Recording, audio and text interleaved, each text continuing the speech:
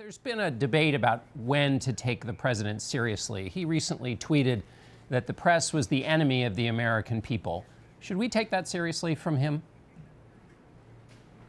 Well, I think you should take it seriously. I think that the problem we've got is that we're talking about bogus stories like the one in the New York Times that we've had constant contact with Russian officials.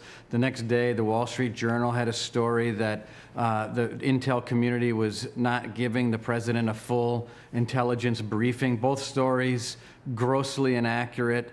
Overstated, overblown, and it's total garbage. So we spend, 48 hours on bogus stories, and the American people suffer. So I do think it's a problem, and I think that the media needs to, in some cases, not every case, John, but in some cases really needs to get its act together. The enemy? Well, if the theory is that the press is supposed to be a free forum of information to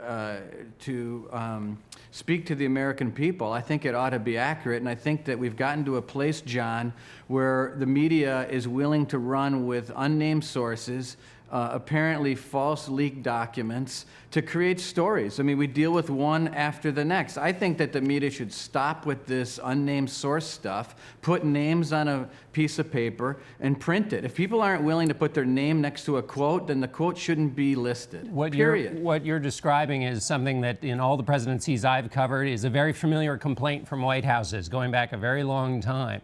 And no previous White House has called the press the enemy.